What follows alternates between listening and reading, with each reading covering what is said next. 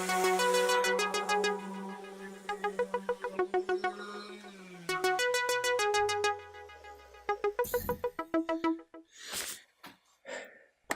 friends, I am Chevee. Welcome to my shed. How are you? How's life? How's things where you are? I hope they're going well.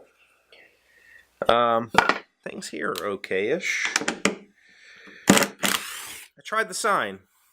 That's what I'm doing here. Sorry if that's murdering your ears. But I gave it a shot, and some of you wanted to see it, so why not show it to you? What I did here, hopefully I have footage of me actually trying to carve this.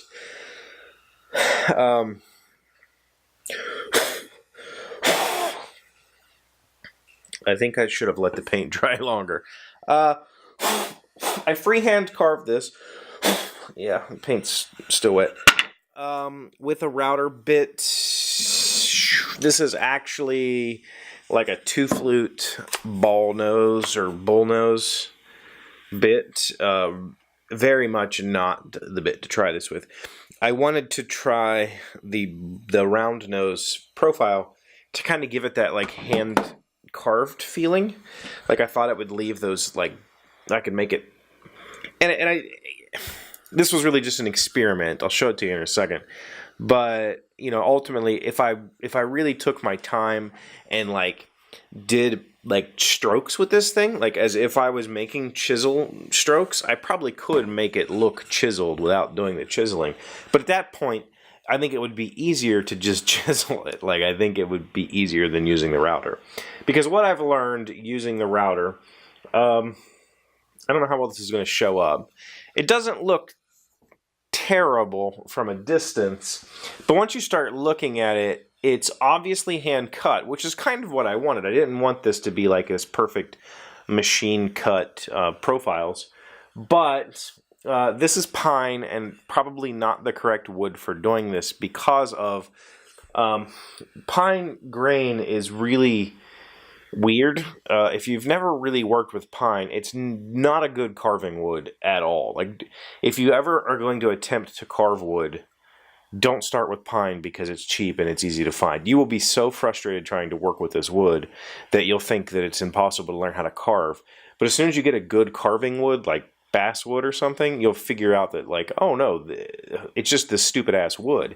And the reason is, when you see pine has these huge growth rings, depending on how it was cut. This is probably, I don't know. I don't know the difference between like quarters and all that stuff. But these growth rings, where the dark spots are, that's a much denser wood than the actual growth part. And so as you're going through it, your knives and stuff will easily gouge out that clear part, but then it'll hit this dark spot and it'll kind of want to kick your tools off. And it even happens with the router, and that's what I discovered. This whole lesson here was, I shouldn't have done this in pine, but that it's very difficult to control the router because it wants to follow the grain. And when you're doing a sign like this, it's not a good problem to have. It's actually a bad problem to have. Like, I cut off the top of this D because the router just wanted to, you know, blow right through it. And there's a whole bunch of like waviness. It was definitely not easy to do. And there were some other lessons that I learned. I should have used a flat profile bit. I should not have used a 2-flute. I should have used like a spiral down cut, which, you know, it's sitting right here. I could have, this one's all burnt up. I need some new spiral bits. I should not have used that bit to try and do this hand cut. It looks terrible. I even like tried to go in there and fix it a little bit with a chisel and go back over it with the router and never got it quite right. There was other lessons, but it was been a couple hours now because I painted it and I wanted the paint to dry so I could sand it and show it to you.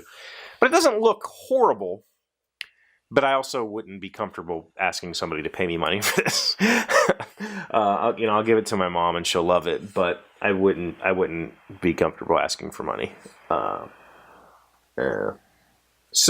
there are other options. There are template kits you can buy to do signs like this, but when you do something like that, you're kind of locked into the lettering that you purchase, and I'm not necessarily interested in that. I could hand carve it, but hand carving is going to make the price of this astronomical when it's really just a piece of wood that says some letters on it. So I have another option that I've been pondering that would be more flexible than the kits that you can purchase. And that is, I own a 3D printer. I can print my own letter templates in whatever font I choose. I'm not stuck with the standard State Park font that comes with all the lettering kits that you can buy. I could 3D print my own lettering templates, and then all I have to do is get a bushing plate. I wouldn't use this trim router. That's the other thing. This trim router, very, very, very bad choice. There's not enough mass in this router to combat the speed of the spinning bit, so this thing is moving too quick. Whereas if I had a big beefy router like the one that's in my thing with handles on it, I think I could control it a lot better. So don't do it with a trim router. And if I get a bushing for on my normal router and 3D print letters, I think that's an option. So I'm going to try that next, I think. But it worked. I mean, it's a sign. It says Dodds. You can see that. Would I sell this? No. No. And for what I could sell this for, say somebody would pay me $25 for something like this. That's like the amount of effort I had to put into it was way more than $25, because cutting these letters, being meticulous with a router, means that I spent a lot more time on this than $25 worth of my time. So having a template that I cannot screw up, I can just take the router and would be, that's how the router sounds. I think it would look better. But, you know, it was a good experiment. I learned a lot doing this, and I always enjoy learning. So there's that. There you go. That's what I have. I hope you have a good Easter weekend. I hope that you get to spend some time with your family, because that's super important, and I hope I get to spend some time with my family. Yeah. So, enjoy your weekend. I'll see you on Monday. Hey, Doc, wait! I want to ask you something. Today's random fact comes from eyewitnesshistory.com, who accepted the lead role in drafting the Declaration of Independence. In anticipation of this vote, the Congress selected a committee to draft the Declaration of Independence. The committee composed of John Adams, Ben Franklin, Tom Jefferson, Robert R. Livingston, and Roger Sherman. In turn, instructed Thomas Jefferson to write the Declaration.